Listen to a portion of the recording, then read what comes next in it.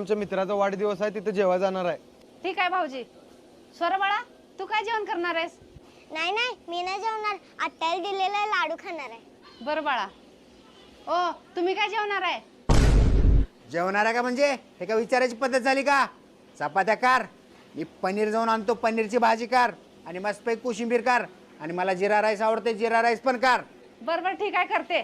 तुम्ही आत या, तुम्हाला पिशवी देते, तुम्ही जाऊन पनीर आणा म्हण. या.